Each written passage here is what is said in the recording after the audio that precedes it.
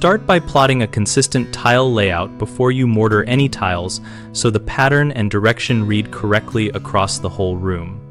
Begin by dry laying a row along the longest sight line and mark a reference line with a chalk snap to maintain straightness across the room.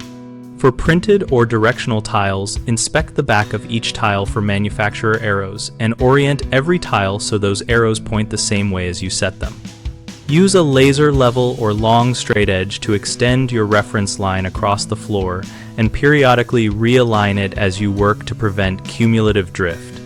When cutting around obstacles or walls, mirror the cut pieces at opposite sides of the room when possible so the pattern remains balanced. Keep a stash of full tiles and cut pieces organized by orientation so you do not accidentally flip a tile when reaching for a piece.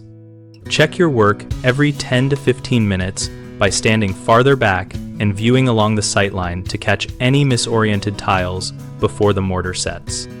The three most common mistakes are flipping directional tiles, cumulative alignment drift, and inconsistent grout joint width.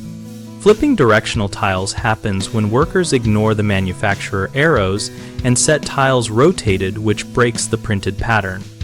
Avoid this by marking the floor reference and checking arrow orientation for every tile before setting. Alignment drift occurs when installers rely only on the first few tiles without periodically re-establishing the reference line. Prevent it by using a laser or chalk line and rechecking straightness frequently.